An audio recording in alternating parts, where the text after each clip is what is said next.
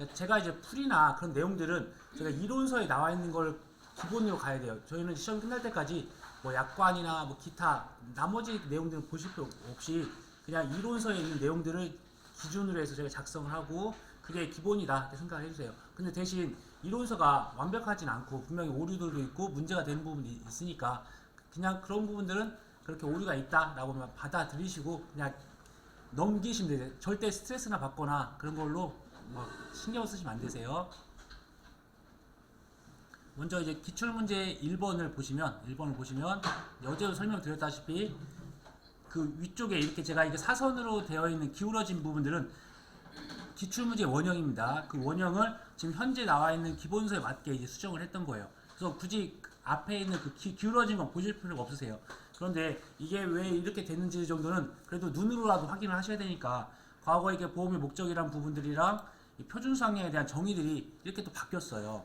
바뀌었다는 부분들만 그냥 인지하시고 제가 답을 쓸까 하다가 근데 이제 이런 부분 굳이 알 필요 없으시니까 그런데 과거랑은 답이 좀 달라졌어요.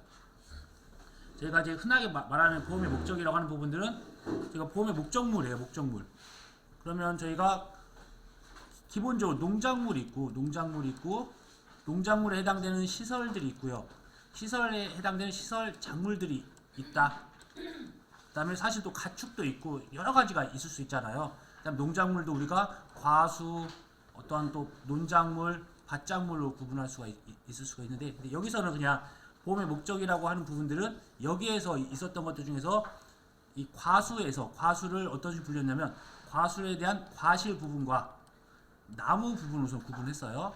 그럼 이제 실질적으로 과수에 있는 과실과 나무. 그러니까 저희가 이 말씀을 드리는 거는 단순하게 암기만 하면 이게 오래 가지가 않아요. 그냥. 그럼 이게 어디만 있는지 우선 과수 파트에 있는 과실과 나무가 있었고요. 그 다음에 나머지 부분은 빠져 있고 이 시설과 이 시설 작물에 대한 부분들로 해서 농업용 시설에 해당되는 이 농업용 시설물, 시설 작물 재배용 농업용 시설물과 거기에 딸려 있는 부대 시설까지 이렇게 있습니다. 그러니까 시설 작물도 없는 거죠. 이 시설 중에서는 농업용 시설물과 그 다음에 부대 시설이 이렇게 기재가 되어 있다.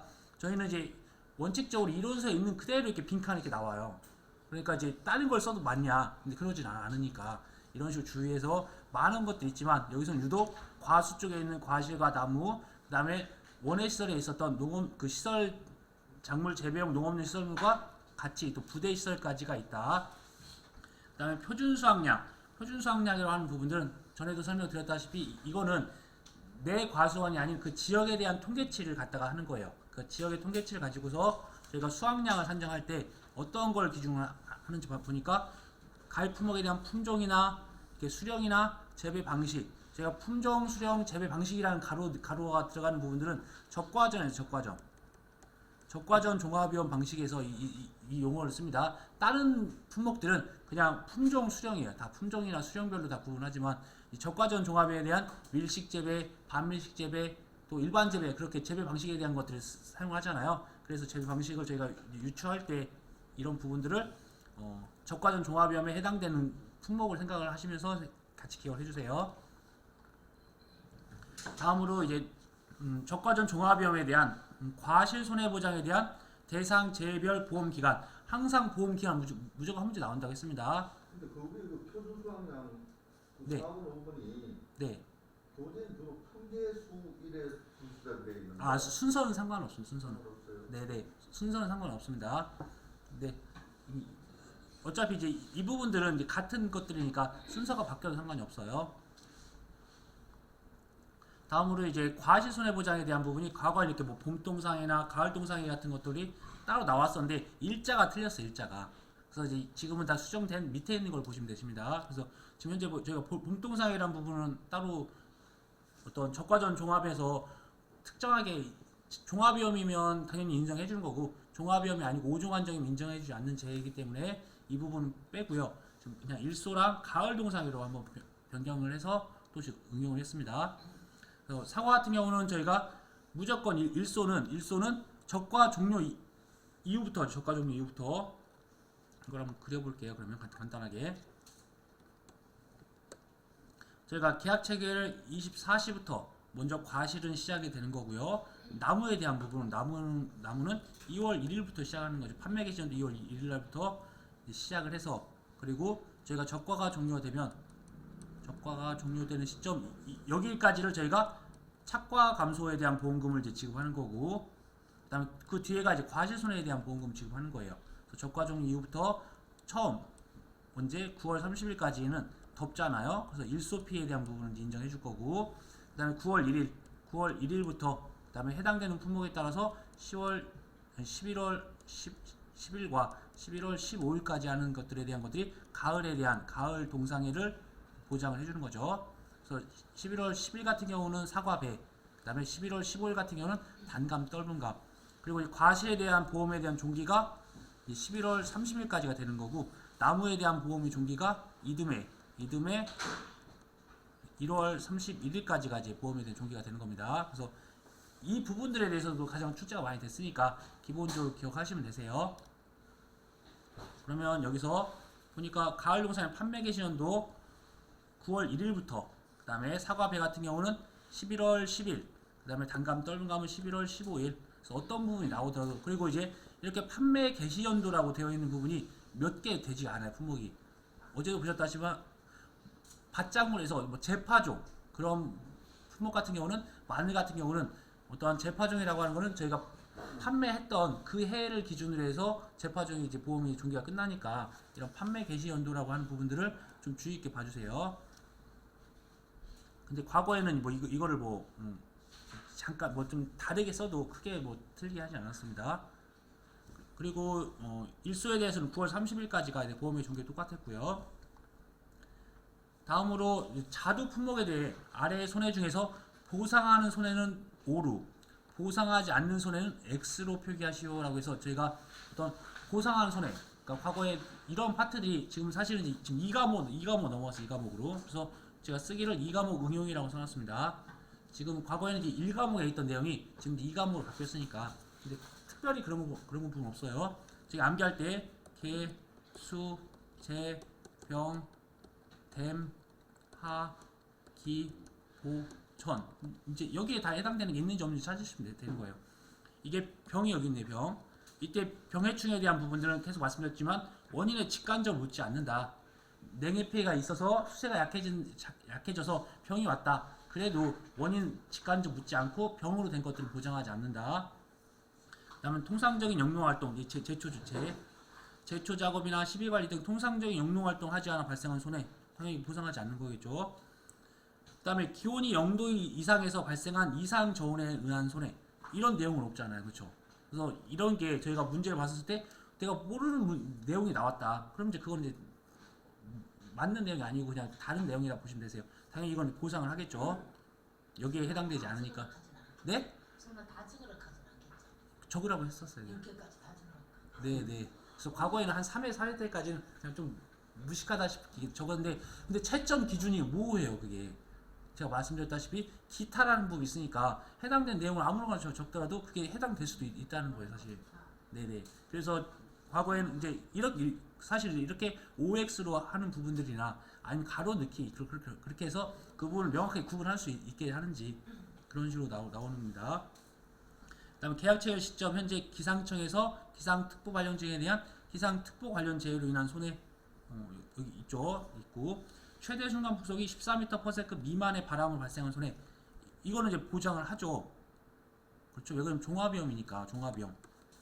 이제 헷갈리는 부분이 특정 위험에 해당되는 특정 위험을 저희가 보장하는 부분들이 적과 종료 이후에 태풍, 강풍을 보장하거나 아니면 무화과나 복분자처럼 수확 개시 이후에 태풍, 강풍을 그렇게 따로 보장하는 품목들은 이 강풍에 대해서 일정하게 강풍의 어떤 최대 순간 풍속이 14m/s 이상인 경우에만 인정을 해주니까 이런 부분은 이제 인정을 안 해주겠죠. 아니 이런 부분은 지금 종합위험에서는 당연히 인정을 해주겠죠.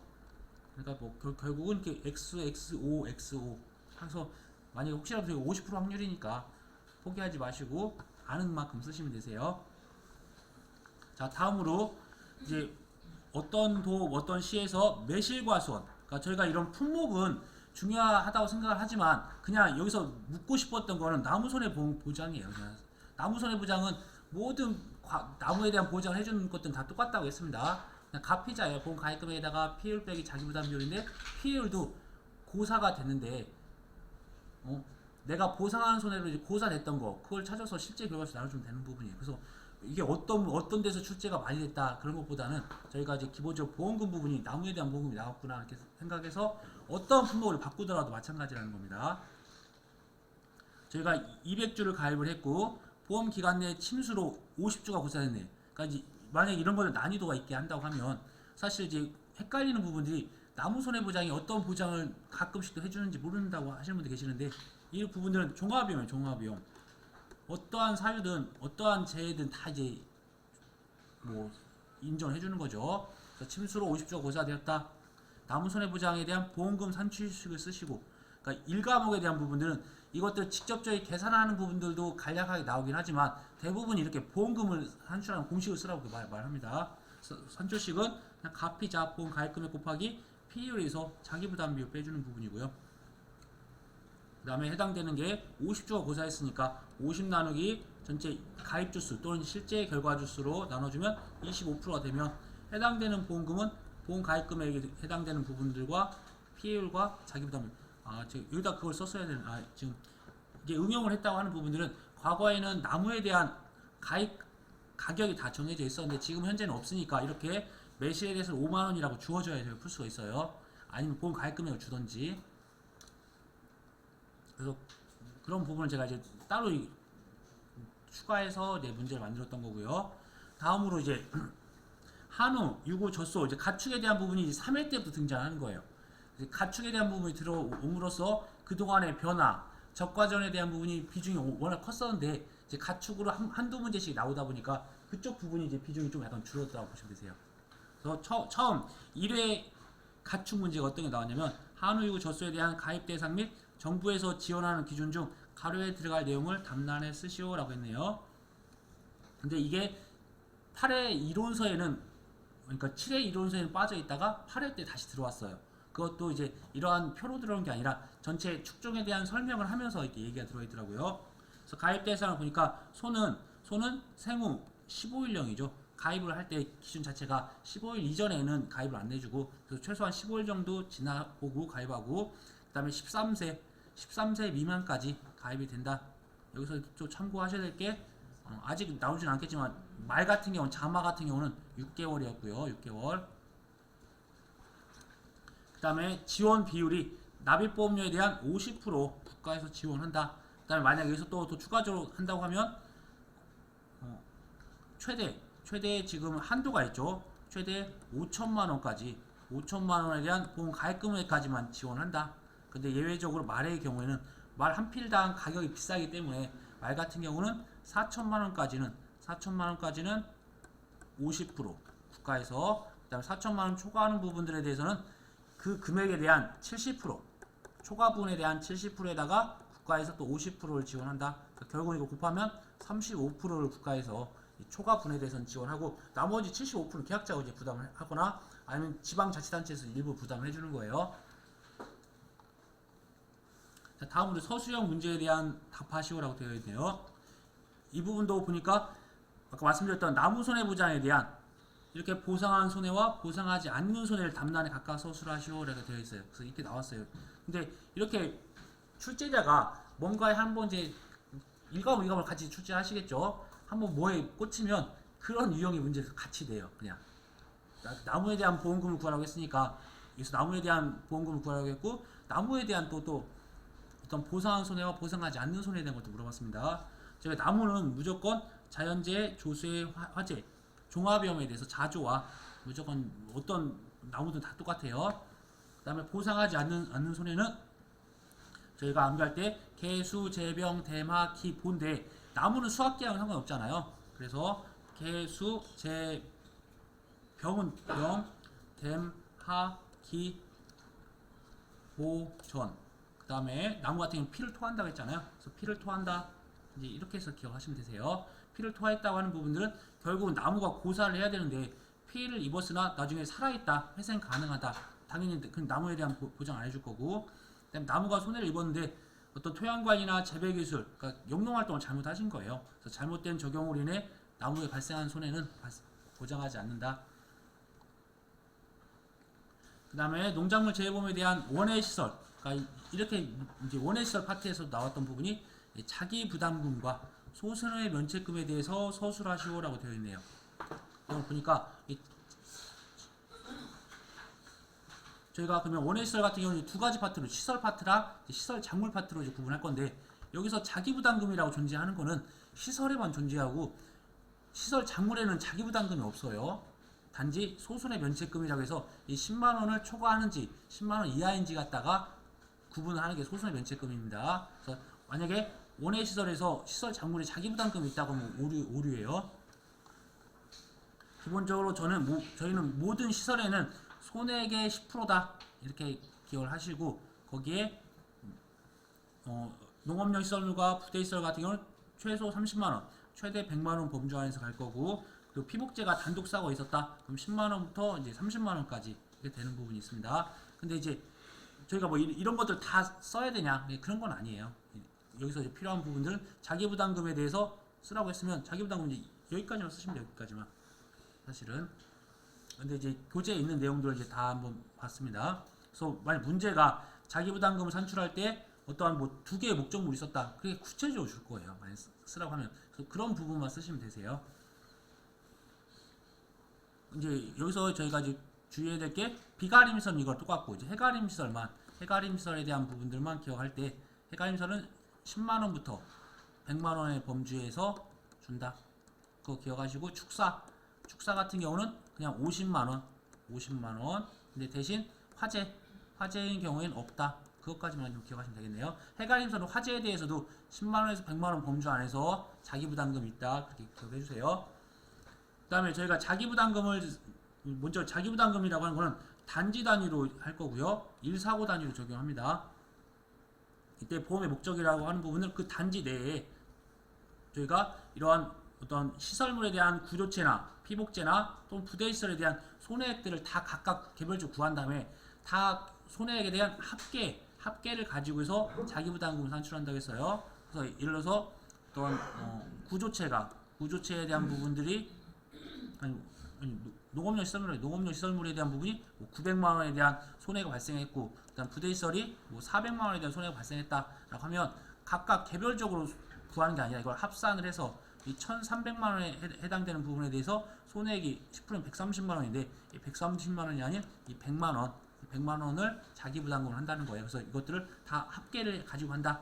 그 다음에 그 부분에 대해서 또 안분하는 방법들은 해당되는 손해액에 대한 합계로 구분합니다. 그래서 만약에 안분을 하게 되면 이 전체 100만 원에 대해서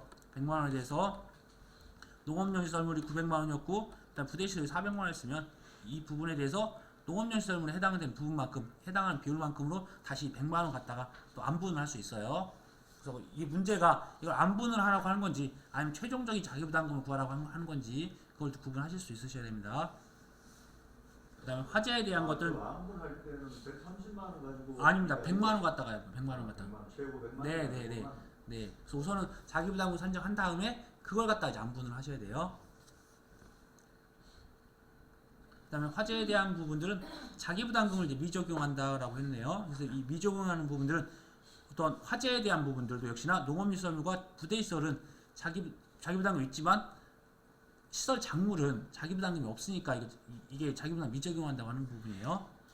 그 다음에 소손의 면책금은 이 시설 작물에만 적용할 거고, 저희가 이제 보상하는 제외로 1사고당 생산비 보험금이 10만원 이하인 경우 보험금이 지급되지 않고, 소손의 면책금을 초과하는 경우 손해액 전액을 보험금으로 지급한다라고 되어 있네요.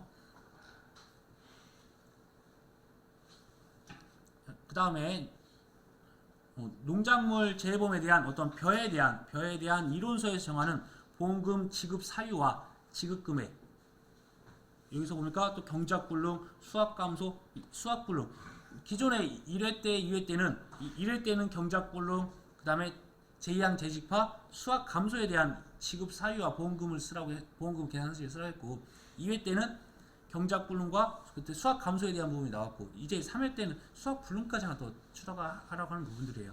그러니까 변화 적과전이 이제 계속 1회, 2회, 3회, 7회까지 오면서 그냥 반복적인 부분들이 계속 나옵니다. 그냥 보시면 이제 경작불능에 대한 것들은 저희가 1번 보험 기간 내, 그러니까 우선은 이론서에 있는 데를 쓰되 이제 저희가 쓸 때는 이걸 헷갈리고 하니까 스트레스 받지 마시고 보험 기간 내에 보상한 손해로 그다음에 이제 해당되는 거 경작불능에 대한 부분들은 식물체 피해율이 65% 이상이고 계약자가 경작불능 보험금을 신청한 경우에 지급한다. 여기까지만 써주시면 되시고 그다음에 지급금의 산출식을 이제 이러한 단서 조항을 보셔야 돼요.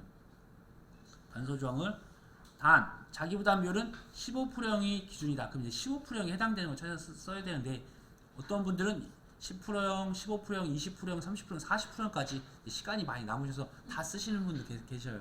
근데 이건 확정적인 건 아닌데 제가 이제 뭐 6회나 7회 때 합격을 하셨던 분들에 대한 내용들 들어보면 다 쓰신 분도 맞았다고 하더라고요. 네. 그러니까 이제 그런 부분들은 이제 요령권 쓰시되 저희가 굳이 명확하게 나와 있으니까 그 부분만 쓰시면 되시고 나중에 제가 다시 말씀드리겠지만 이 채점에 대한 기준은 그 내용이 있냐 없냐를 찾거나 답이 숫자가 맞냐 안 맞냐 같다 하는 부분들이니까 저희가 아는 부분들은 최대한 쓰시면서 그렇게 쓰시면 된다. 그 다음에 수학 감소 보험금에 대한 것도 역시나 보험 기간 내에 보상한 손해로 피해율이 자기부담 비율을 초과하는 경우 그러니까 즉 가피자이니까 피해율이 자기부담을 초과하는 경우가 될 거고요. 그 다음에 수학 불능에 대한 부분도 역시나 보험 기간 내에 보상한 손해로 벼에 대한 이제 재현율이 65% 미만 떨어진 경우에 사실 이제 뒤에는 정상적인 출하가 불가능하고 그 다음에 계약자가 산지 폐기가 확인된 경우에 지급한다. 거기까지 써주면 좋은데 여기까지만 이렇게 쓰셔도 된다는 거예요. 그러니까 사실은 이제 미만으로 돼서 수학 불능에 대한 보험금을 신청을 해야 되는 경우까지 써야 되는데 지금 이론서에는 여기까지만 나와 있으니까 여기까지만 우선 기억하세요. 기간 내에는 안 적어도 됩니까? 네, 안 적어줘도 되죠. 원래 수험서대로 쓰는 것들인가 저희는.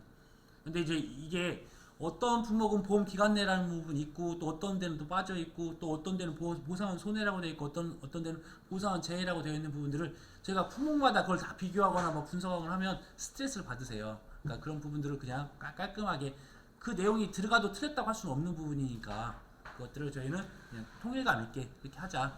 이런 지급사유에 대한 문제는 무조건 한 문제가 나옵니다. 어떤 품목이 나올지 모르겠지만 그 다음에 지급금액에 대한 산출식은 해당되는 경작불능 보험금에 해당되는 42%에다가 플러스 15% 해준다 이렇게 해주면 되는 거죠.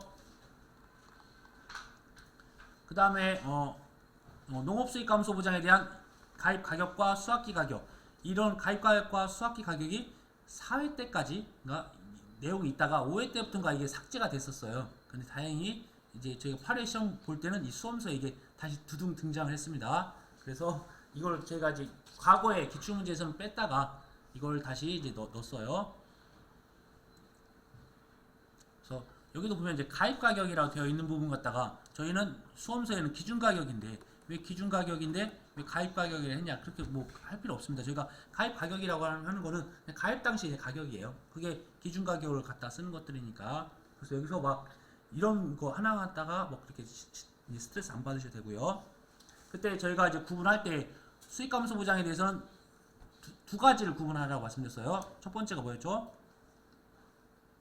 이게 올해 가입을 해서 이듬해 수확하는 품목이냐 그거 하나 구분하시라고 했고 그래서 만약에 내가 올해 가입을 했어요. 예를 들어서 11월 달이나 12월 달에 올해 가입을 하고 내년에 10월 달에 수확을 해요. 그러면 이 10월 달에 대한 정보들이 있으면 정보들이 있는 품목들에 대해서는 내가 가입 연도에 대한 정보값을 쓸 거고요. 그 다음에 내가 올해 뭐 3월이나 4월 달에 심어서 올해 언제죠? 뭐 7월 달에 8월 달에 이렇게 수확을 하는 품목들이 있어요. 그렇게 되는 부분들은 올해에 대한 정보들만 있고 과거에 대한 정보들이 없다. 그걸 가지고 저희가 이거를 5년간에 대한 정보들을 언제까지를 쓸 건지를 구분하셔야 된다는 거.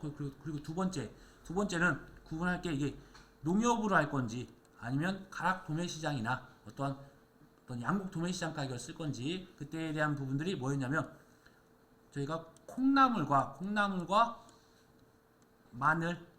마늘은 저희가 의성 지역이나 창녕에 대한 부분들 그 다음에 남도 지역이나 제주도 지역으로 이렇게 한정되어 있으니까 그런 부분이 마늘에 대한 부분과 콩 중에서도 저희가 콩 같은 경우도 뭐 반민용이 있고 어떤 두부용이 있고 그 다음에 이렇게 나물용이 있잖아요. 그때 콩에 대한 나물 정도만 이렇게 구분해 주셔야 되세요.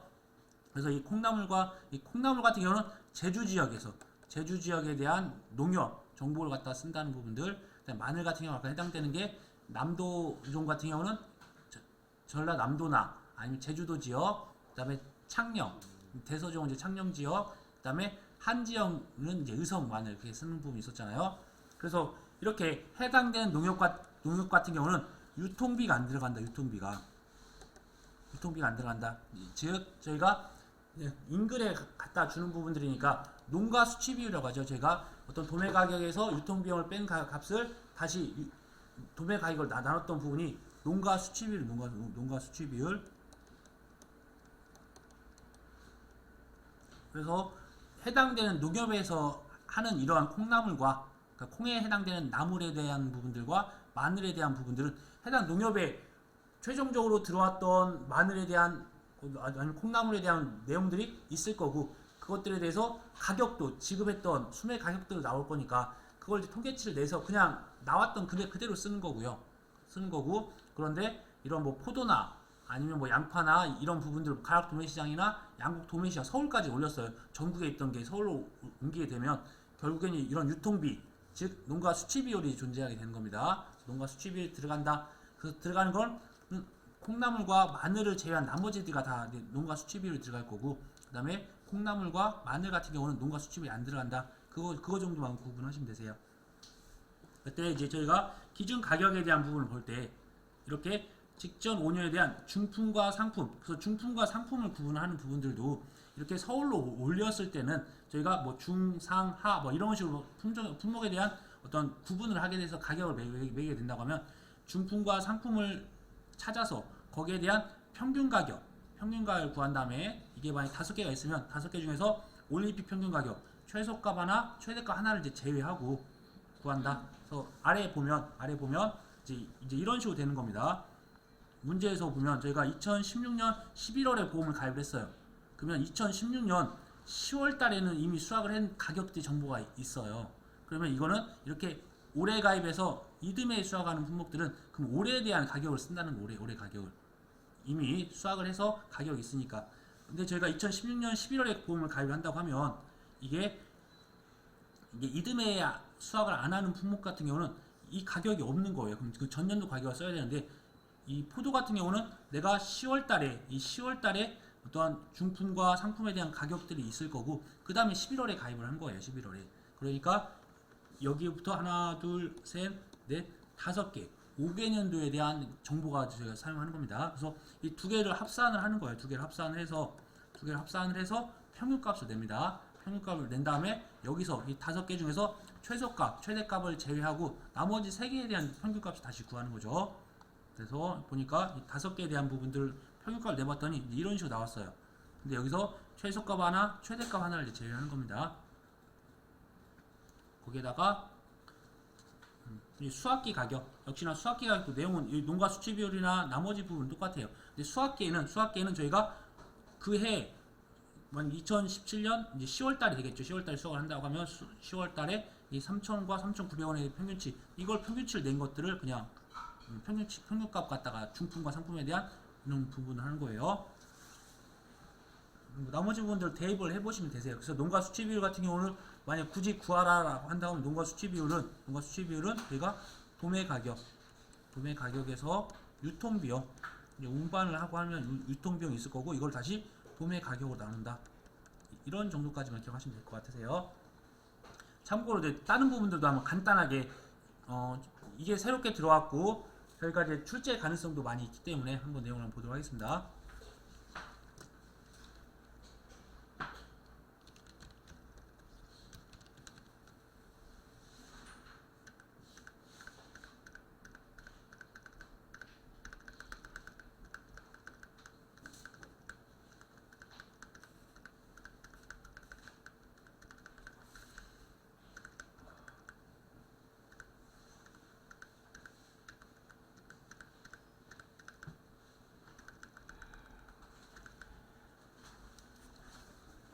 자, 한번 보겠습니다. 저희가 이제 농업수익감소부장에서 가격에 대한 부분 한번 보도록 할게요. 이때 저희가 이제 암기해야 되는 부분이 아까 다시 한번 말씀드리면 처음에 이게 처음에 기준이 콩나물과 마늘은 별도로 보라고 말씀드렸어요. 이렇게 콩에 해당되는 나물, 콩에 해당되는 것 중에서 나물용은 이 제주도 지역에서 하는 거예요. 그래서 이 부분들은 농가 수치비율이 들어가는데 여기 농가 수치비율이 안 들어가는 거예요. 그 다음에 콩 같은 경우는 여름에 심어서 가을에 수확을 해요. 그러면 그해 것도 정보가 없는 거예요. 그럼 전년도 걸 써야 된다는 거, 그 부분들을 구분하셔야 되세요. 그래서 이렇게 중품과 상품에 대한, 그러니까 장류 및 두부용 반민용은 이게 중품과 상품에 대한 평균 가격에다가 직전 5년에 대한 올림픽 평균 가격, 그러니까 전년도 거부터 이제 시작을 하는 거예요. 만약에 올해 거에 대한 가격이 없을 거 아니에요. 올해 가입할 때는 그럼 전년도 걸 써야 된다. 그래서 농가 수치비를 곱한다. 그런데 이 나물용 같은 경우는 제주도 지역에 대해서 그냥 평균 수매가 얼마만큼 수매를 했고 얼마만큼 금액이 나갔다는 것들 금액이 나올 거예요. 저희가 이걸 암기할 부분은 아니니까. 근데 위쪽은 중품과 상품 서울로 곳곳에서 다 올렸을 거니까 여기는 제주도 지역에 있는 것만 끼니까 그 해당된 농협에서 정보들을 갖다가 정확하게 쓴다는 거예요. 여기다가 올림픽 평균 가격을 한다. 농가 수치비율 없죠. 농가 수치비율. 그 다음에 쭉 보시면 양파 넘기고 마늘부터 보도록 할게요. 마늘 같은 경우도 저희가 봤을 때 이렇게 대서종은 창녕 농협, 그 다음에 남도종은 전남 지역이나 제주도 지역의 농협으로, 그 다음에 한 지역은 의성군에 있는 농협, 그러니까 해당된 농협에서 정보를 다 갖다가 쓰는 거예요. 근데 마늘은 저희가 가을에 심어서 이듬해 봄에 수확을 하는 거잖아요. 그러면 내가 정보들을 가입한 연도 정보도 있겠다라고 해서 이 가입 연도가 포함된다. 그리고 저희가 농가 수치비율 같은 경우 농협에 해당되는 건 없다고 했잖아요. 그래서 농가 수치비율은 없어요.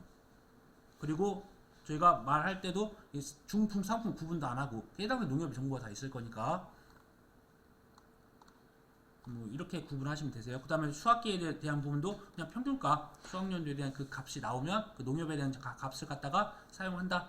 이제 이걸 제외하고 나머지는 다 똑같은 거예요. 나머지들 보면 먼저 양파에 대한 부분들을 보면 역시나 가락 도매시장에 해당하는 거예요. 가락 도매시장에 하니까 근데 양파도 마늘처럼 내가 가을에 심어서 이듬해 6월 30일까지에 대한 보험에 대한 종기잖아요. 지금 저희가 마늘에 양파 조사를 하고 있거든요. 이 가입연도가 포함됐다. 가입한 해에 몇 달 전에 수확을 했던 정보들이 있으니까 가입연도가 포함된다. 그 다음에 농협에서 하는 게 아니니까 농가 수치 비율이 있다. 그 다음에 이런 부분도 이제 서울에다 하니까 중품, 상품 평균 가격을 써야 된다. 수확기 가격도 역시나 중품과 상품에 대한 평균 가격에다가 농가 수치비를 곱하면 되는 거예요. 고구마 같은 경우는 저희가 봄에 심어서 그해 가을에 수확을 하잖아요. 그러니까 올해 거 정보가 없어요. 작년 거 정보를 써야 된다. 그 다음에 내가 지역 농협이 아니고 역시나 가락 도매시장에 쓴다. 그렇게 되면 역시나 가락 도매시장이니까 이 중품과 상품에 대한 직전 5년, 그러니까 올해 게 아닌 작년 거부터 5년 거에 대한 평균값에다가 농가 수치비 이렇게 쓰는 거예요. 그 다음으로 보면 감자 같은 경우도 가을 감자는 여름에 심어서 가을에 수확을 하잖아요. 그래서 마찬가지로 지금 똑같죠. 역시나 가락 도매시장일 거고, 그 다음에 중품과 상품, 그 다음에 직전 5년이라고 하는 건 올해 정보가 없으니까 작년 거부터 쓰겠다는 거예요. 작년 거부터 해서 거기다가 농가 수치비를 곱하면 되는 거고요. 그 다음에 수확기 가격도 역시나 중품과 상품에 대한 평균 가격에 농가 수치비를 곱할 거고, 마늘은 농가 수치비율이 없다고 말씀드렸고요. 그 다음에 양배추 같은 경우는 저희가 가을에 심어서 이듬해 수확을 하잖아요. 가을 마찬가지로. 그러니까 그러면 이거는 올해 정보가 있네요. 내가 가입한 해에 대한 정보가 있겠네요. 그래서 가을 도매시장이고, 그래서 이 중품과 상품에 대한 직전 5년에 대한 가입연도가 포함되어 있다. 이제 이렇게 저희가 보험 기간과 연결시켜서 이걸 기억해 주셔야 됩니다. 그 다음에 올림픽 평균값의 농가 수치 비율, 가락 도매시장이니까 그래서 콩나물과 그 다음에 마늘을 제외하고는 나머지 다 농가 수치 비율 들어간다. 이렇게 생각해 주셔야 되세요. 그 다음에 포도, 지금 이제 포도 보고 있는 부분들도 역시나 가락 도매시장이에요. 가락 도매시장이고, 이게 11월, 12월에 가입을 하니까 그 다음 이듬해 수확한다 했잖아요. 그렇게 되는 부분이 있어서 이것도 가입연도에 대한 정보가 있다. 그래서 직전 5년에 대한 부분이 가입연도가 포함됐다. 중품과 상품이고, 올림픽 평균값에 농가 수치비를 곱할 거고요. 수확기 가격 내용은 똑같고요. 그래서 이걸 참고용으로 해서 5점짜리로 충분히 나오거나, 아니면 여기서 중요한 부분들 품종과 시설 재배 여부를 할지 이런 것들 가로 느껴도 충분히 나올 수 있는 부분이 있으니까, 새로 나온 부분들은 출제가 가능성이 좀 많이 있어요. 이렇게 해서 보시면 될 거고, 그 다음에 가축 재보험에서 역시나 유량 검정조수에 대한 정의와 가입 기준. 그래서 처음 이제 가축이 나오면서 이제 가축에 대한 부분 20점이 나왔던 거예요. 아까 5점짜리, 그다음에 15점짜리 이렇게 나왔습니다. 그래서 평균적으로 한 20점 정도 내외가 나올 거다. 그래서 한 두 문제, 한두 문제 나온다고 생각을 꼭 하셔야 되세요. 이때 이제 유량 검정조수.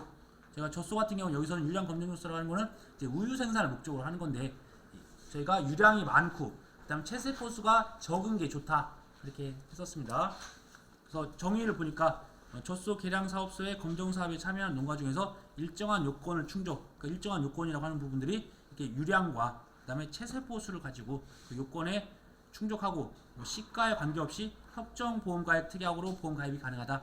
그래서 유량 검정 조수를 포함해서 저희가 종자가 들어가는 거, 뭐 종모우, 뭐 종빈마, 뭐 그런 식으로 종자가 들은 종가금, 그다음에 뭐 돼지에서는 종빈돈, 종모돈 또는 어떤 자돈 그런 부분들 나중에 또 한번 저희 기출문제나 이런 걸 응용해서 또 나왔던 부분이 있습니다. 그래서 그것도 다시 설명을 드릴 거예요. 5회 때인가 6회 때에. 그래서 일정한 요건을 충족하여 협정 보험 가입을 한다. 그러니까 저희가 이 기억을 할 거는 어떤 일정한 요건을 다 충족을 했고 그다음에 협정 보험 가입을 한다. 이게 이제 우선 키워드가 됩니다. 그 앞에 옆 뒤에다가는 본인이 이제 살을 붙이시면 되세요. 네. 그다음에 가입 기준 대상 농가와 대상 젖소가 있다. 그러니까 농가라고 하는 부분들은 이 농가에 젖소를 키우는데 100마리를 키워요. 100마리. 근데 100마리가 다 해당 사항이 되면 좋은데 90마리는 해당 사항이 있는데 10마리는 해당 사항이 안 될 수도 있잖아요.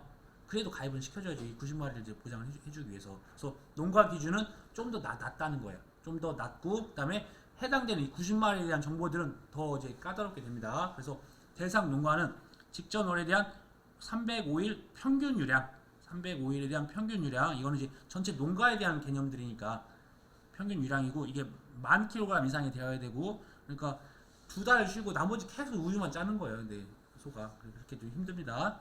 그다음 평균 체세포수는 낮을수록 좋습니다. 이게 30만 마리 이하를 충족하는 농가. 이게 평균값을 이 전체에 대한 100마리 갖다가 평균을 잡는다. 그래서 이 평균이란 용어들이나 이런 것들 헷갈리지 않게 하시고 대상 젖소. 대상 젖소는 이제 산차 이제 임신을 한 거예요. 언제 며칠간 305일간. 그다음에 평균 유량이 아니라 해당 이 90마리 개별적으로 한 마리 한 마리에 대한 유량이 있는 거지. 구체적으로 찾습니다. 그 유량이 한 10% 더 증가한 11,000kg 이상이고 그다음에 체세포수는 30만 마리에서 20만 마리로 이렇게 줄어드는 부분이 있어요. 이 부분도 이제 이번에 새롭게 이론서가 나오면서 다시 이 부분이 추가가 되어 있어요. 그래서 이것들을 기존에 제가 자료 드렸던 부분에서는 이거 뺐다가 다시 넣습니다. 최근 산차라는 게 임신을 했다. 네, 네. 출산 아, 후에 네, 그러겠네요. 네, 그래 가야 될 것 같아요. 네, 출산 후에 출산. 네, 그렇게 하셔도 되겠네요. 출산을 해야 네, 네, 맞아요, 네. 임신하고 출산을 해야 된다.